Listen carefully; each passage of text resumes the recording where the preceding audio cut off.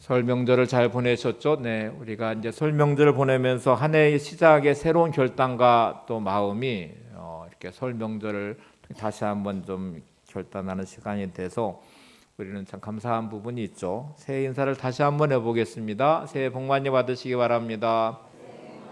네, 새해는 주님 안 형통한 한 해 되시기 바랍니다. 네. 네. 주도권에 대한 말씀을 지난주에 이어서 오늘 이제 기도에 대한 부분을 좀 점검해 보려고 합니다. 살면서 이런저런 일을 만나면 우리는 이렇게 당혹스럽기도 하고 때로는 불안한 마음도 들고 염려하는 마음도 들죠. 이런 감정은 너무나 자연스럽게 찾아오는 감정들입니다.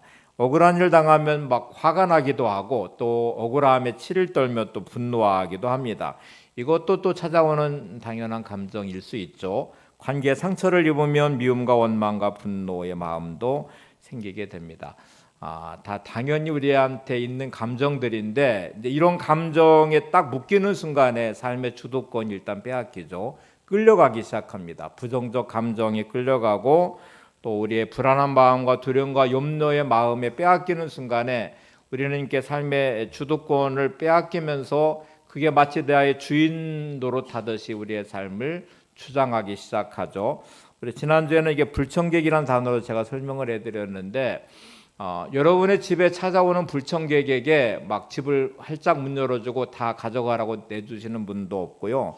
또 그거를 다 가져가고 주인 노릇하도록 하고 놓고서 나는 나오는 경우도 없죠. 여러분은 여러분의 거를 잘 지킵니다. 근데 마음에 들어오는 생각들의 부정적인 생각과 감정들은 불청객인데 그거를 마치 당연한 듯이 받아들이고 여러분 마음에 있는 것들을 다 빼앗아 가도록 방치하는 경우도 많아요. 그래서 주인 노릇하면서 그 다음부터 기쁨도 빼앗아가고 감사도 빼앗아가고 내 삶의 많은 것들을 빼앗아서 무너뜨리고 있는데도 마치 당연한 듯이 그냥 방치해 버린다든지 아니면 그냥 주인 자리를 내주어서 그 감정이 나의 인생을 유린하도록 하는 경우도 많습니다. 우리 지난주에는 항상 기뻐하라 범사에 감사하라는 이 주도권에 대한 말씀을 살펴보고 오늘 기도에 대한 부분을 볼 텐데요. 본문을 한번 다시 보겠습니다. 데살로니가전서 5장 16절에서 18절입니다. 항상 기뻐하라 쉬지 말고 기도하라 범사에 감사하라 이것이 그리스도 예수 안에서 너희를 향하신 하나님의 뜻이니라. 자, 우리 인생을 향한 하나님의 뜻은 항상 기뻐하고 범사에 감사하라는 것인데 이게 얼마나 어려운지는 우리가 너무 잘 알죠. 이렇게 살면서 기뻐할 때도 있고 감사할 때도 있어요. 이렇게 내가 원하는 어떤 일들이 이루어진다든지 진짜 기뻐할 일이 생길 때 기뻐하는 거는 할 수 있고요. 또 감사할 일이 있을 때 정말 감사하다 이렇게 표현할 수는 있어요. 그런데 여기다 항상이란 단어가 들어가니까 이건 참 어려운 일이죠. 어떻게 사람이 항상 기뻐할 수 있어요? 이런저런 일들 생길 때 기뻐할 수 없는 삶의 순간들이 얼마나 많은데요. 어떻게 감사를 범사에 감사할 수 있어요? 감사하지 못할 일이 많은데 이렇게 생각하고 이거는 불가능에 가까운 일이기도 하고 만약에 여러분이 내 의지나 노력으로 이 항상 기쁨과 범사의 감사가 가능하다고 생각하시면 여러분은 착각하시는 겁니다. 불가능합니다. 내 의지로도 불가능하고 내 노력으로도 절대로 불가능합니다. 때때로 기뻐할 수 있고 때때로 감사할 수 있지만 여기다 항상과 범사를 붙여놓으면 어떻게 인생에 항상 기뻐하고 범사에 감사할 수 있냐고 반문하며 불가능하다고 말해요. 하나님도 이걸 아시죠. 우리가 하나님의 뜻이라고 아무리 강조해도 이거는 불가능해요 라고 말하지만 오늘 가능할 수 있는 중요한 비밀은 그 중간에 들어있는 쉬지 말고 기도하라는 이 말씀 때문에 가능한 것이죠. 쉬지 말고 기도하라는 이 말씀이 기도를 통해서는 항상 기쁨의 자리로 범사에 감사하는 자리로 갈 수도 있고 내 감정으로와 의지로는 불가능하지만 기도를 할 때 하나님은 기뻐할 수 있는 힘도 주시고 범사에 감사할 수 있는 자리에도 세워주십니다. 자, 그러면 이 비밀인 쉬지 말고 기도하라는 단어를 좀 살펴봐야 되는데 여기 딱 들으면 쉬지 말고 기도하라는 말을 들으면 24시간 그러면 기도만 하라는 말인가요? 이렇게 반문하실 수 있죠. 쉬지 말고 기도하라는 말이 어떻게 가능해요? 라고 말할 수 있는데 여러분 숨 쉬는 거가 이제 들숨과 날숨이 있죠. 이렇게 호흡해서 숨을 딱 들이쉬면 산소가 들어오고 내 몸 안에 있는 이산화탄소를 날숨에 담아서 이렇게 내뱉게 되잖아요. 이거를 막 의도적으로 의식적으로 숨 쉬지는 않으시죠. 내가 들숨으로 숨을 들이마셔야 되겠구나 하고 숨을 들이마시고 이제 숨을 내쉬어야 되지 하고 날숨에 이산화탄소를 담아서 내보내지는 않으십니다. 이게 너무나 자연스럽게 우리가 의식하지 않아도 숨쉬기가 되잖아요. 그런 것처럼 기도는 자연스럽게 내 삶에 흘러가도록 해야 된다는 말이기도 하고요. 다른 말로 말하면 내 삶과 동떨어진 기도 말고 따로 막 시간을 떼어서 기도해야지라는 기도의 의미를 넘어서 여러분의 삶에 늘 기도가 흘러갈 수 있는 삶이 돼야 된다는 말인데, 또 설명하면 삶이 늘 주님과 동행하시고 하나님의 임재하심이 있는 삶의 자리에 거하라는 말이기도 합니다. 헨리 나우엔이 그 영성 수업이라는 책에서 기도란 무엇인가를 설명하려고, 이 부분을 설명하려고요, 톨스토이의 한 이야기를 끌어옵니다. 이게 세 명의 수도사 이야기인데, 러시아의 세 명의 수도사가 외딴 섬에서 이제 생활을 하고 있었어요. 그러니까 섬이 떨어진 조그만 섬이기도 하고 사람들의 왕래가 없어서 세 사람만이 거기서 생활하면서 이제 수도사의 삶을 살고 있었는데, 거기를 담당하는 주교가 지역을 줄 순회하면서 이 수도원을 방문하게 됩니다.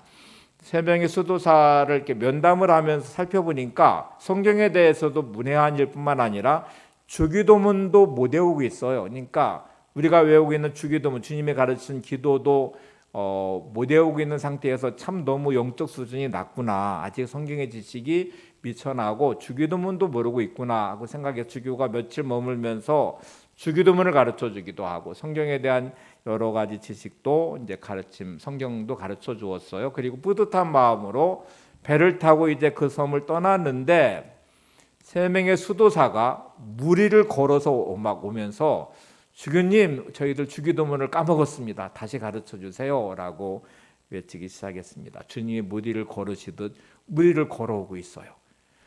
너무 놀란 주교가 이제 배에 그 사람들을 맞이한 다음에 질문을 했어요. 평상시에 어떻게 기도를 하나요? 이렇게 물었습니다.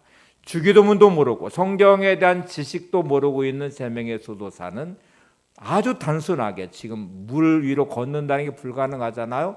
주님이 걸으신 그 무리를 이 사람들도 걷고 있는 이 놀라운, 정말 있을 수 없는 일이 일어난 거잖아요. 그래서 어떻게 기도하나요? 그랬더니 이렇게 말했습니다. 하나님, 저희가 여기 있습니다. 저희에게 자비를 베풀어 주옵소서.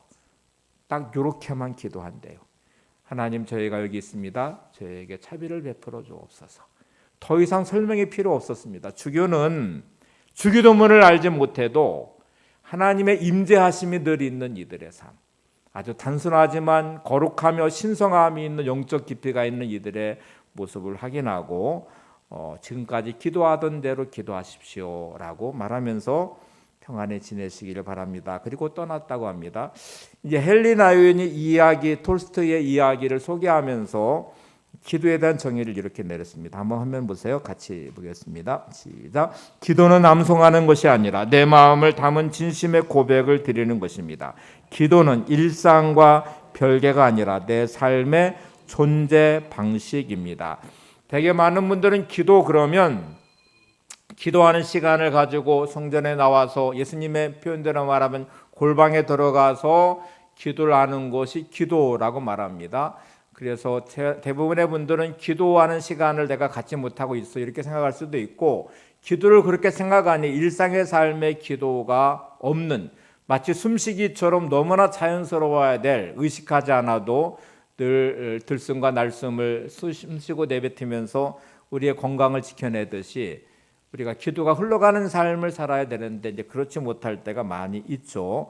삶의 존재 방식이라는 것, 기도는 암송하고 또 이렇게 막 내가 하나님을 향해 기도해야지 하고 드리는 기도뿐만 아니라 늘 일상이 별개가 아닌 삶의 존재 방식이어야 된다는 이 말을 잘 머리에 기억해 두시고 이제 말씀을 들어보시기 바랍니다. 이렇게 생각하면 기도의 삶이 내가 되고 있는지, 바리새인들은 일주일에 2번씩 금식하며 기도를 드렸습니다. 11조를 온전하게 드렸고 안식일을 거룩하게 지켰고 구제하는 일에도 열심을 냈어요. 근데 예수님은 이들의 신앙을 인정하지도 않았고 독사의 자식들 하면서 그를 정죄하는 모습도 보게 됩니다. 이들은 기도하지만 기도하지 않은 것, 금식하며 기도한다고 말하지만 주님은 이들은 기도가 아니라고 말씀해요. 그들은 거룩하게 지키는 삶의 모습이 있다고 말하지만 위선적이라고 말을 해요.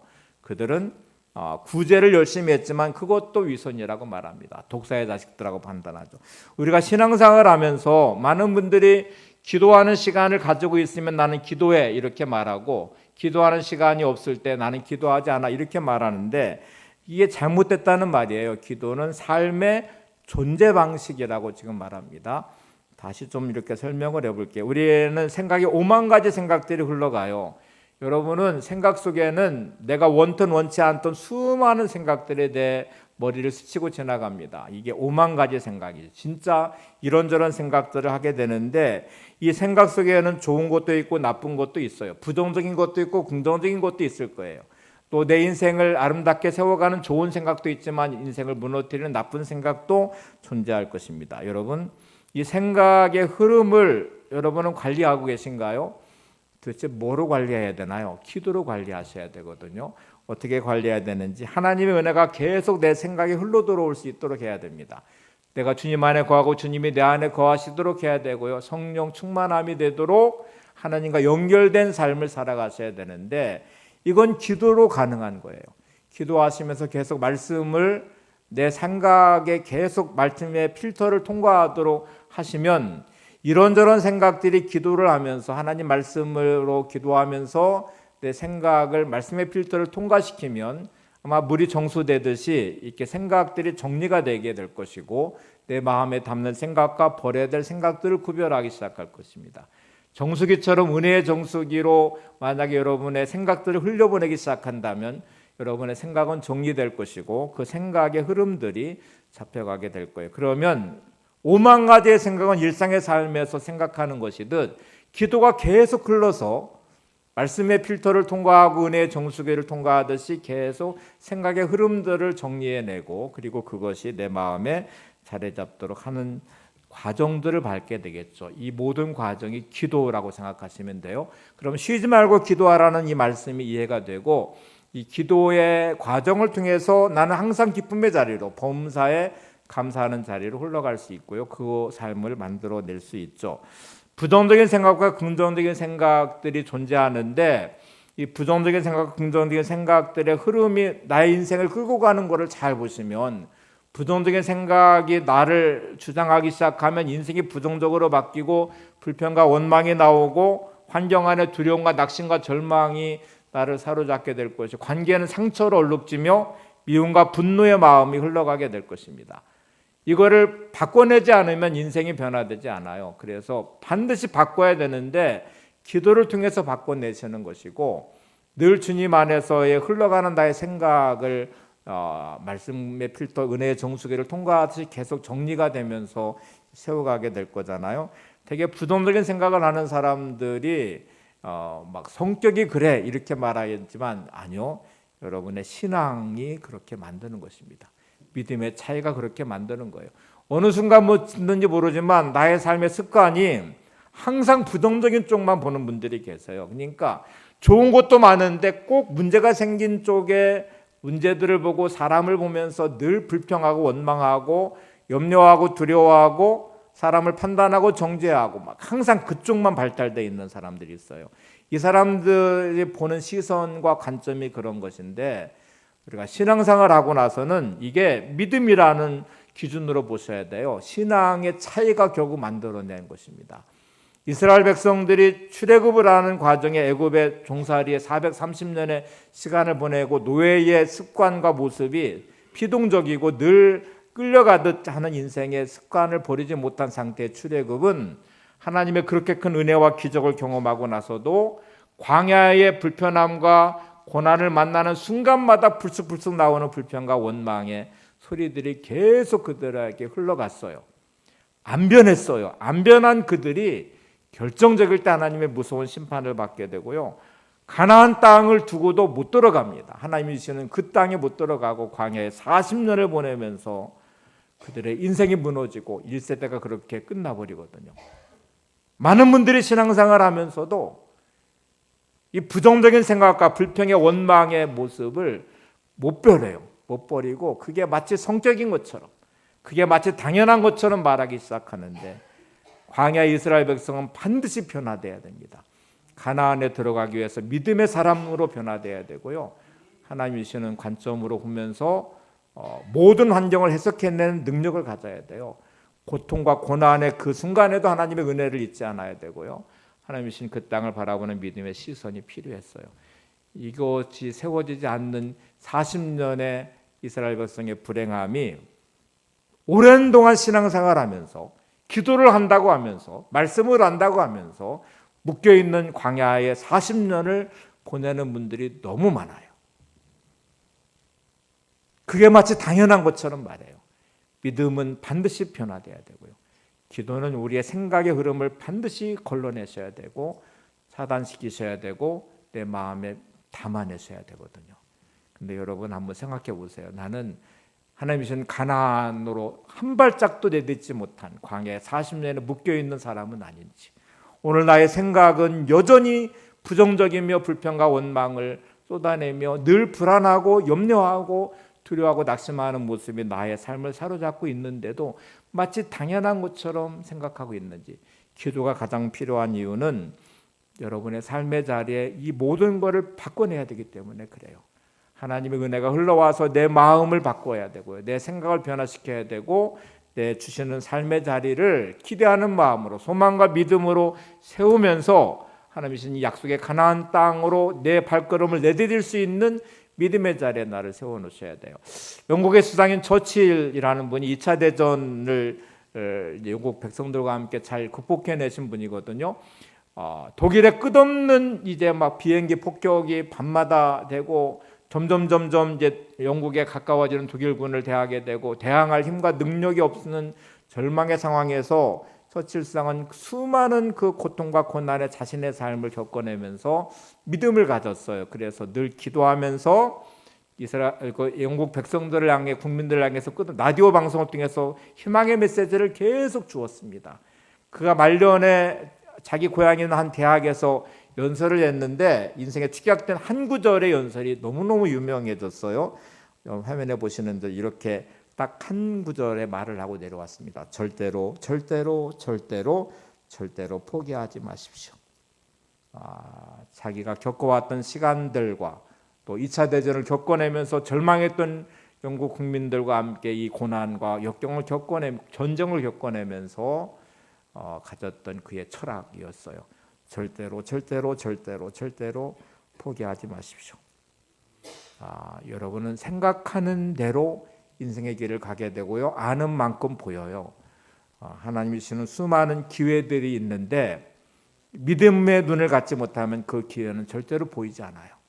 하나님이 주신 은혜의 삶의 자리에 가나안이 존재해도 불평과 원망하는 이스라엘 백성들에게는 가나안 땅을 허락하지 않으세요. 여러분이 혹시 이렇게 묶여버린 나의 삶의 언어와 생각의 습관들이, 모습이 기도를 통해 걸러지지 않는 나의 흐름들이 결국 가나안을 보지 못하는 광야의 절망의 시간들에 묶여 있다면 여러분은 반드시 변화되셔야 됩니다. 이제 기도 그러면 많은 분들이 저는 기도할 시간이 없어요. 내가 얼마나 바쁜지 얼마나 피곤한지 아세요? 라고 말하시는 분들이 있어요. 한 자매가 목사님을 찾아와서 너무너무 힘든 자신의 삶에 대해 토로하기 시작했어요. 내가 너무 힘들고 어렵고 막 이런 고난 저런 어려움들이 사람 날 이렇게 힘들게 만들고 내 삶은 이렇고 우리 가정은 이렇고 막 말하면서 불평과 원망을 쏟아내고 그랬어요. 그래서 목사님이 그런 문제들을 가지고 기도는 하시나요? 그랬더니 이런데 어떻게 기도를 해요? 내가 기도할 수 있는 평안함이 내게 있어야 되는데, 기도할 수 있는 시간이 있어야 되는데 내가 이렇게 힘들고 어렵고 지치고 피곤하고 나는 기도할 시간이 없어서 기도를 못해요. 그러더래요. 자, 이제 목사님 말을 한번 인용해 볼게요. 이렇게 말해요. 자매님, 상황이 허락되는 것을 기다리면 결코 하나님을 만나기 힘들 것입니다. 시간을 만들어 기도하십시오. 기도를 우선순위에 놓고 기도를 시작하십시오. 그래야 삶의 질서가 잡히고 마음의 평안함과 여유도 생깁니다. 한번 같이 읽어볼게요. 시작. 상황이 허락되는 것을 기다리면 결코 하나님을 만나기가 힘들 것입니다. 시간을 만들어서 기도하십시오. 기도를 우선순위에 놓고 기도로 시작하십시오. 그래야 질서가 잡히고 마음의 평안함과 여유도 생깁니다. 여러분 힘들고 어려울 때 막 불안하고 절망하고 두려워하고 또 관계 안에 막 상처들이 나로 하여금 미움과 분노를 일으키고 이런 게 막 일어나고 있는 그 순간에 믿음도 실종되지만 기도도 안 해요. 기도하면 그렇게 끌려가지 않거든요. 근데 기도를 안 해요. 기도하지 않는 이유가 이런데 어떻게 기도해요? 이런 상황에서 무슨 기도를 하겠어요? 라고 말하시는데 제가 이렇게 설명을 해드려 볼게요. 몸이 진짜 아파가지고 막 내가 너무너무 막 고통스러워요. 움직일 수도 없어요. 그러니까 내가 이렇게 말했어요. 내가 너무 몸이 아파서 걸을 수도 없으니까 병원 못 가. 병원 안 갈 거야. 이게 말이 성립이 돼요?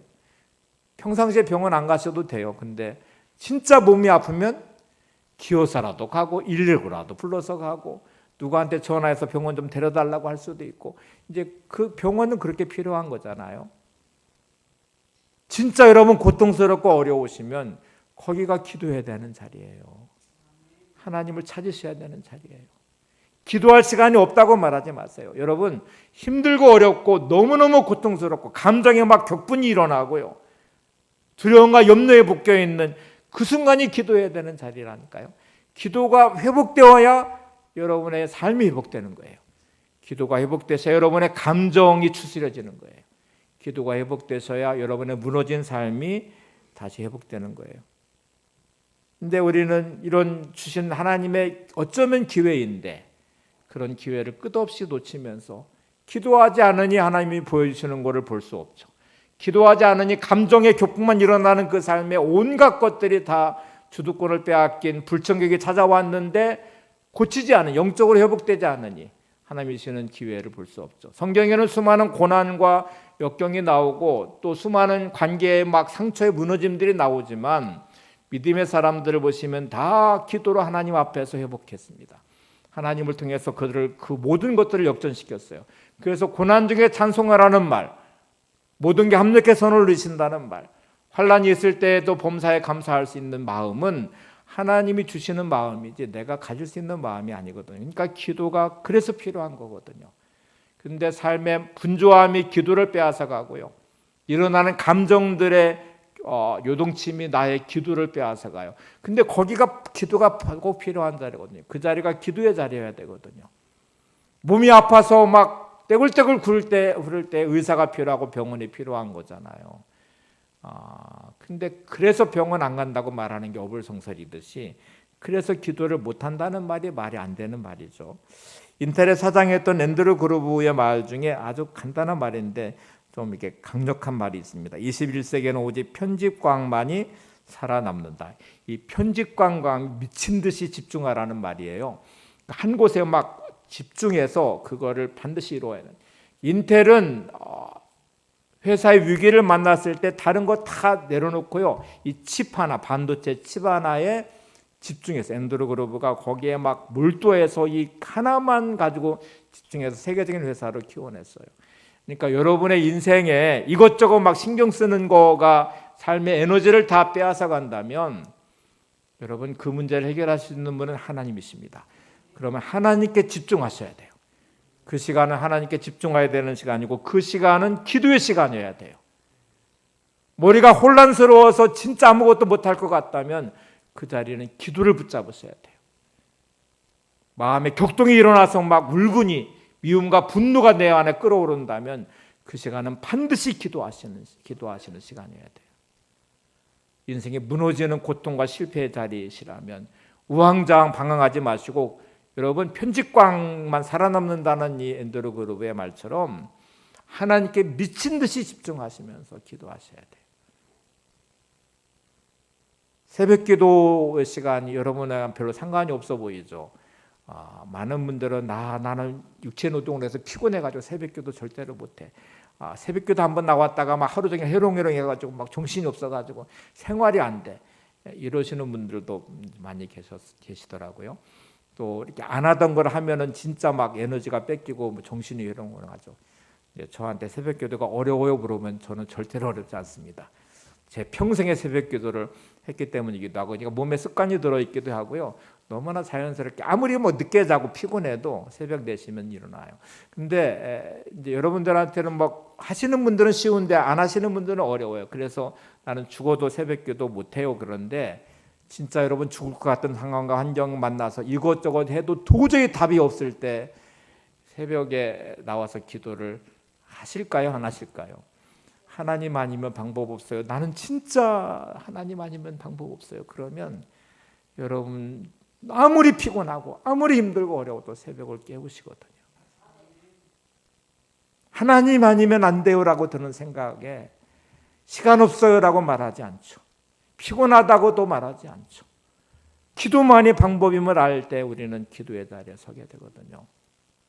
어디까지 하셔야 되냐면 제가 새벽 기도를 꼭 하라는 말도 아니고요. 기도하는 시간을 가지라는 말도 아니에요. 여러분의 삶의 존재 자체가 기도가 흘러갈 수 있을 때까지 하셔야 됩니다. 기도가 내 몸에 배어 있어야 돼요.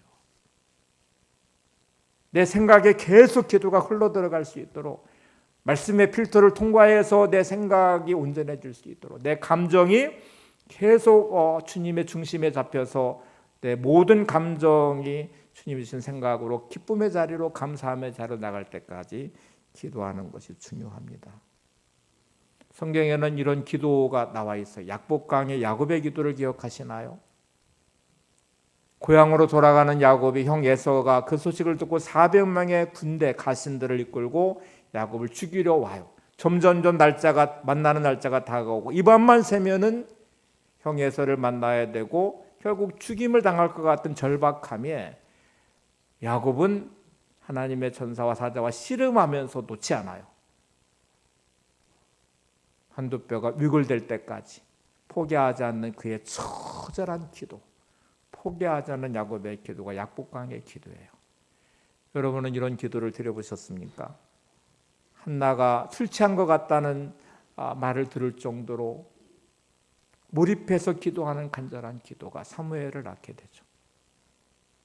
여러분이 하나님을 향해 집중하기 시작할 때 하나님도 여러분의 인생에 집중하실 것이고 하나님을 향하여 간절한 기도를 드릴 때 하나님이 내가 여기 있다 말씀하시고 여러분을 만나주실 것입니다.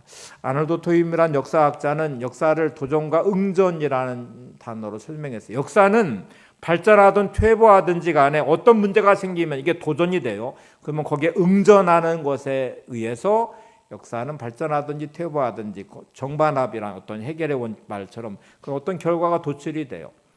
여러분이 벌어진 모든 문제는 믿음의 자리에 반드시 서야 되는데 믿음은 기도와 기다림의 두 가지가 들어가 있습니다.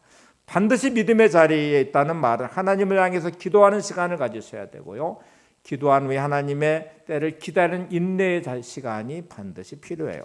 오할레스비라는 이 학자는 기도와 응답의 조건 두 가지를 똑같이 이렇게 말했어요. 한번 보세요. 첫 번째는 적극적으로 기도하는 것이고 두 번째는 인내입니다. 응답받는 기도의 조건은 적극적으로 몰입해서 기도하는 것이고 그리고 그 응답의 시간까지 인내하는 시간을 갖는 것이라고 말을 해요. 여러분의 삶에 기도하는 시간을 따로 가시든 또 기도가 계속 흘러가는 삶의 자리에 존재 자체 일상이 기도가 되시든 반드시 여러분은 하나님을 향해서 연결된 기도의 자리가 되셔야 되고 응답받는 시간이 되셔야 돼요. 이게 하루아침에 된다고 말할 수 없습니다. 5만 가지 생각에 감정에 묶이는 순간에 막 한순간에 모든 것을 잃어버리잖아요. 여러분 평상시 그렇게 평온했던 사람이 아주 절제가 되고 또 품위가 있어 보이는 사람이 감정의 격동이 일어나면 심리학에서는 그게 미친 상태라고 말하거든요. 뇌 구조는 딱 미친 상태예요. 미친 상태의 뇌의 구조와 여러분이 화가 나 있는 상태의 뇌의 구조는 정확하게 일치합니다. 호르몬의 구조가 똑같아요. 그러니까 절대로 정상이 아니거든요. 근데 그 순간에도 기도를 붙잡을 수 있는 사람, 기도를 통해 내 생각의 흐름을 차단할 수 있는 감정의 격동을 내가 붙잡을 수 있어서 마음에 주시는 평강과 감사와 기쁨을 유지할 수 있는 사람은 기도에 훈련이 되어 있는 사람이어야 되겠죠. 히말라야에는 8,000m가 넘는 그 봉들이 여러 개가 있어요. 근데 히말라야 그 정상을 정복하는 그 등산가들은 베이스 캠프를 보통 5,500m 정도의 베이스 캠프를 차린다고 그래요. 그러니까 히말라야 정상을 정복하기 위해서 출발 지점이 몇 미터예요? 5,500m 정도의 베이스 캠프를 거기다 설치하고 거기서부터 등산을 시작해요. 5,500m의 높이는 우리나라의 한라산의 보통 3배 정도 되고요. 백두산의 2배 정도 되거든요. 우리나라는 그 정도의 산이 없어요. 그러면 우리나라의 등반가들이 히말라야를 정복하기 위해서 베이스 캠프 자체가 5,500m에 세우니까 어떻게 훈련을 해야 될까요? 우리나라는 그런 산이 없으니까 나는 안 해. 이러고 갑자기 갈 수 없거든요. 산소가 결핍이 되고요. 또 그런 것에 적응하는 과정들이 필요하거든요. 그러면 끝없이 체력의 훈련을 해서 뭐 예를 들어 계룡산을 등반한다든지 뭐 한라산을 설악산을 등반한다. 끝없이 훈련하면서 자기의 그 체력을 계속 올려놓을 것이고요. 그 고도에 적응하는 훈련도 할 것이고 모든 과정의 준비를 거쳐서 베이스 캠프를 히말라야 정복을 위해서 5,500m에 이제 거기다 세울 거예요. 매일매일의 일상의 삶이 여러분 내가 영적인 훈련이 되도록 기도가 계속 흘러가도록 하셔야 됩니다. 문제가 생겼습니까? 그게 재료가 돼서 기도하셔야 돼요.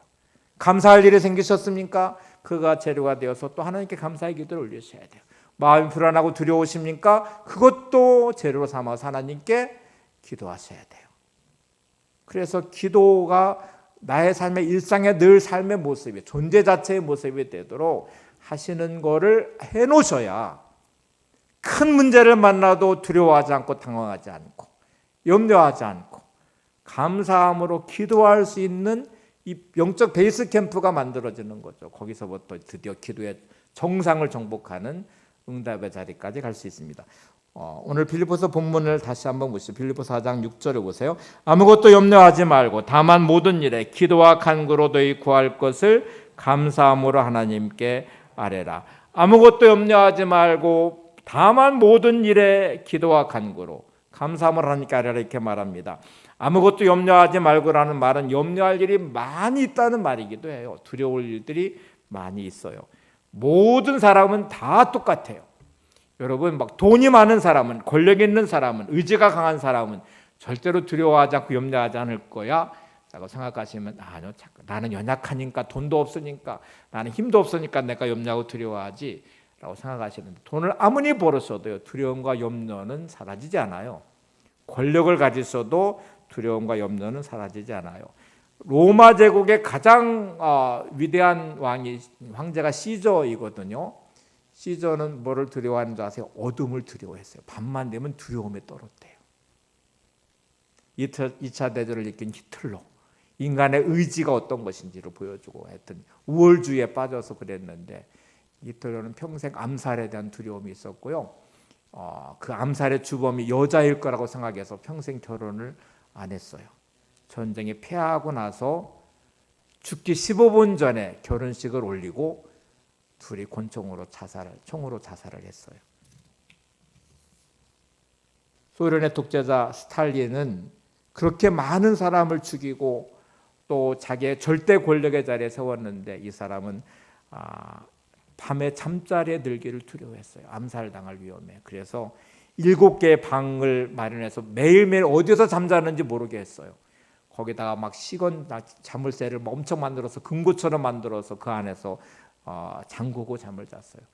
이동할 때에는 리무진 7대가 가면서 어디에 있는지도 모르게 했어요. 음식을 먹는 것, 차를 마시는 것도 독약에 들어갈 수 있다고 생각해서 그거를 전담하는 사람을 두어서 늘 확인하게 했어요. 그만큼 두려움이라는 게 권력으로도 씻어낼 수 없고 돈으로도 해결할 수 없는 거예요. 네, 여러분 오늘 주님은 이렇게 말씀하십니다. 두려워하지 말라. 염려하지 말라고 말씀하십니다. 다만 두려움과 염려가 있을 때 기도할 때 여러분 주님이 주시는 평강과 은혜가 있습니다. 내가 뭔가 할 수 있다고 생각하지 마시고 할 수 없는 자리에 기도로 하나님께 연결하는 게 중요한데요. 조지 뮬러는 너무 잘 아시죠. 5만 번의 기도 응답을 받은 사람으로 고아원 사역을 하신 분으로 유명한데 이분이 말년에 이런 고백을 하나 했어요. 내가 고아원 사역을 시작하기 전에 드렸던 기도가 자기 인생의 기도 응답의 자리로 세워놨는데 이때 제 자신은 완전히 죽었습니다. 이렇게 고백했어요. 어떻게 죽었는지를 이렇게 표현했어요. 기도를 그때 드릴 때 하나님, 제가 이제 고아원 사역을 시작하려고 하는데 저 돈도 없어요. 저를 도와줄 수 있는 후원자도 없어요. 근데 주님이 주신 이 마음을 가지고 제가 고아들을 돌보려고 합니다. 그런데 지금부터 저는 철저하게 주님만 의지할 것입니다. 내 생각도 내려놓고 내 경험도 내려놓고 내 방법도 내려놓고 저는 완전히 죽었습니다. 그는 이 기도를 내가 완전히 죽는 날이었습니다 라고 고백하거든요. 그때 어떤 변화가 일어났는지를 보세요. 그분은 그 이후에 한 번도 누군가에게 도움의 손길을 구하지 않았대요. 고아원 사역이 힘들고 어려워서 돈이 필요한데 후원 좀 해주세요, 이런 말도 하지 않았대요. 어떤 문제가 생길 때 염려하거나 두려워하는 대신에 기도를 시작했습니다. 말씀을 붙잡고 기도를 시작했는데 유명한 일화를 여러분 잘 아시는 일화가 하나 있어요. 어느 날 수백 명에 되는 고아들에게 음식이 떨어졌어요. 담당하는 분이 와서 식량이 다 떨어져서 오늘 이제 아침을 먹을 식량이 음식이 없습니다 라고 말을 했어요. 조지 물러는 그 소식을 딱 듣고 나서 어떻게 할까요? 라고 묻는 질문에 식당에서 앉아서 칼과 나이프와 또 이 접시를 놓고 다 앉게 해주십시오. 이해할 수 없는 일이잖아요. 음식은 준비되지 않았는데 조지 물러는 식당에 아이들을 앉혀놓고 칼과 나이프, 포크를 놓고 그 다음에 접시를 놓고 앉혀놓으래요. 그리고 다 앉은 다음에 조지 물러는 식사 기도를 했어요. 감사의 기도를. 하나님, 오늘도 일용할 양식 주심을 감사합니다 하고 기도를 하면서 하나님께 감사의 식사 기도를 올려드렸어요. 말도 안 되는 것처럼 보이지만 조지 물러는 그 안에 드렸던 기도, 내가 완전히 죽었어요. 내 생각도 내려놓고 경험도 내려놓고 하나님께서 책임질 걸 믿는 믿음으로 이 사역을 시작했거든요. 그러니 준비되어 있지 않지만 하나님은 준비하실 것임을 확신하는 식사 기도를 드렸고, 잘 아시는 대로 기도가 딱 끝나자 밖에 들어간 데가 크락선을 울렸어요. 나가봤더니 한 제과점에서 어느 집에서 어느 곳에서 이제 잔치를 하면서 주문한 것이었는데 가는 도중에 취소가 돼서 도로 돌아가려고 하다가 이걸 어떻게 할까 하다가 이 고아원이 생각나서 여기로 왔다는 거예요.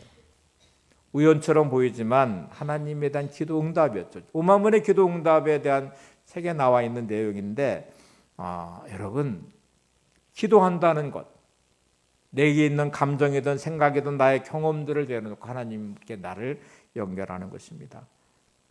기도, 핸드폰을 보시면서 여러분은 이렇게 눈금이 점점 줄어들고 퍼센트가 줄어들면 충전이라는 걸 하시잖아요. 영적 베이스 캠프를 하듯이 히말라야 정봉을 정복하듯이 기도를 충전하셔야 돼요. 기도가 계속 내 삶에 흘러가도록 여러분의 5만 가지의 생각들 가운데 내 삶을 세워가는 기도의 흐름이 늘 있기를 바랍니다. 대화하듯 기도하시고 생각으로도 흘려보내시고 내 마음을 계속 점검하시고 생각을 점검하시면서 기도의 자리에 세우도록 하시는 게 중요합니다. 마지막 하나만 말씀드리고 마칠게요. 데니얼 고틀립이라는 분이 정신과 의사이신데 이분이 샘에게 보내는 편지라는 책을 썼어요. 이 샘은 자기 손자예요. 손자한테 보내는 편지인데 거기에 자기 인생에 대한 이야기를 하고 있습니다. 이 샘이라는 손자는 자폐증을 앓고 있는 이제 장애아이기도 해요. 그 딸이 고통스럽게 그 아이를 양육하고 있고 이 아이도 자기의 삶에 대해 비관하고 있는 모습이죠. 근데 그는 이제 이 데니얼 고틀립이 33살 때 정신과 의사로 막 이름이 알려지는 순간에 교통사고를 당하면서 척추 손상을 입게 되고 전신마비가 됐습니다. 너무너무 절망스럽죠. 그 절망스러운 고통의 터널을 지나가는 중에 아내가 간호하고 돌보다가 몇 년 만에 그냥 포기하고 도망가 버렸어요. 더 이상 희망이 없어 보이는 남편 옆에서 자기의 삶이 이렇게 끝날 것 같은 두려움 때문에 그 남편을 버리고 아내는 떠나버렸어요. 그 이후에 그렇게 의지했던 누님도 병으로 암으로 죽게 돼요. 그를 돌볼 수 있는 어떤 환경도 없어요. 가장 큰 절망의 순간에 모든 게 끝났다고 하는 어둠의 긴 터널에 데니얼 고틀립은 빛같이 비춰지는 한 줄기의 빛을 보았어요. 그거는 기도였습니다. 그는 모든 게 끝나는 그 절망의 어둠에 묻혀있는 그 순간에 기도를 시작했어요. 하나님, 제 인생에는 희망이 없습니다. 저 어떻게 해야 돼요? 너무너무 절망스러운 순간에 드려졌던 기도는 한 줄기 빛처럼 빛 대신 주님을 만나는 은혜를 경험했고, 주님을 만나는 그 순간에 자기를 보듬어 주시고 자기를 위로하시는 주님의 손길을 느끼게 됐고요. 그 순간에 놀랍게 그의 절망은 소망으로 바뀌었어요. 그리고 그의 불평과 원망은 감사의 고백으로 바뀌었어요. 두려움에 묶였던 그의 마음은 평안함이 자리 잡기 시작했어요. 이 놀라운 변화를 경험했어요. 그거는 주변에 돌볼 수 있는 아내도 없고 그렇게 의지했던 누님도 없고 자기의 모든 삶이 절망인 척추 손상에 전신마비된 상태의 절망감이었는데 기도를 붙잡는 순간에 나를 떠나지 않으시는 주님의 사랑, 어둠의 그 자기 인생의 빛처럼 비춰주시는 주님의 은혜, 모든 게 끝난 것처럼 보였던 곳에 소망을 갖게 하시는 주님의 은혜, 모든 절망을 뒤덮는 주님이시는 평강, 그리고 하늘의 기쁨과 감사가 그를 찾아왔어요. 그는 샘에게 보내는 편지라는 책에서 그 손자를 향하여 이렇게 편지를 쓰듯이 자기의 삶을 고백하며 편지를 썼습니다. 여러분, 허락하신 주님의 주신 귀한 삶을 사랑하시기 바랍니다. 놓지 마시고 믿음을 가지고 기도의 자리에 서시기 바랍니다. 힘들고 어려우시다면 위로하시는 주님을 만나시고요. 소망이 없다면 소망 되신 주님을 만나시고, 마음의 불안과 두려움이 내 마음을 사로잡고 있다면 내게 평안 주시는 주님을 만나시고, 내 안에 기쁨이 사라졌다면 나의 기쁨 되신 주님을 만나시기 바랍니다. 그리고 고백하는 믿음의 자리에서 기도의 주도권을 놓지 마시고 승리하시기를 바랍니다. 제가 두 가지를 정리하고 마치겠습니다. 화면을 보시면서 첫 번째 결단입니다. 같이 한번 결단해 보세요. 시작. 하나님, 이제부터 내 인생에 항상 기쁨을 선포하며 살겠습니다. 범사에 감사를 선포하며 살겠습니다. 기도가 내 삶의 존재 방식이 되도록 쉬지 않고 기도하는 삶을 살겠습니다. 다시 한번 고백해 보세요. 시작. 하나님, 이제부터 내 인생에 항상 기쁨을 선포하며 살겠습니다. 범사에 감사를 선포하며 살겠습니다. 기도가 내 삶의 존재 방식이 되도록 쉬지 않고 기도하는 삶을 살겠습니다. 두 번째 결단을 보겠습니다. 시작. 하나님, 이제부터 모든 일, 즉 두렵거나 염려할 일이 있을 때 방황하지 않고 기도하겠습니다. 창피하거나 부끄러운 일도 숨기지 않고 하나님께 기도하겠습니다. 아무리 힘들고 어려워도 사무엘의 고백과 같이 기도를 쉬는 죄를 범하지 않겠습니다. 누군가를 미워하거나 원망하는 일이 생겨도 부정적인 감정에 묶이지 않도록 기도로 하나님께 나아가겠습니다. 이제부터 모든 일에 기도와 간구로 하나님께 감사함으로 나가겠습니다. 한 번만 더 보겠습니다. 잘 기억이 안 나시죠? 시작. 하나님, 이제부터 모든 일, 즉 두렵거나 염려할 일이 있을 때 방황하지 않고 기도하겠습니다. 창피하거나 부끄러운 일도 숨기지 않고 하나님께 기도하겠습니다. 아무리 힘들고 어려워도 사무엘의 고백과 같이 기도를 쉬는 죄를 범하지 않겠습니다. 누군가를 미워하거나 원망하는 일이 생겨도 부정적인 감정에 묶이지 않도록 기도로 하나님께 나아가겠습니다. 이제부터 모든 일에 기도와 간구로 하나님께 감사함으로 나가겠습니다. 혹시 같이 지내시는 분들이 계시면 잘 기억하시고, 혹시 불평의 말이 나오고 있으면 기도하고 있어? 하고 물어보시기 바랍니다. 또 힘들고 낙심하고 절망하고 있으면 기도해 라고 말씀해 주시고, 정말 마음으로 깊이 받으셔서 여러분 호흡하듯이 너무너무 자연스럽게 들숨과 날숨을 하면서 호흡해 살아가듯 기도가 늘 흘러가는 여러분의 삶이 되시기를 바랍니다. 기도의 능력 함께 찬양하시고 기도하겠습니다.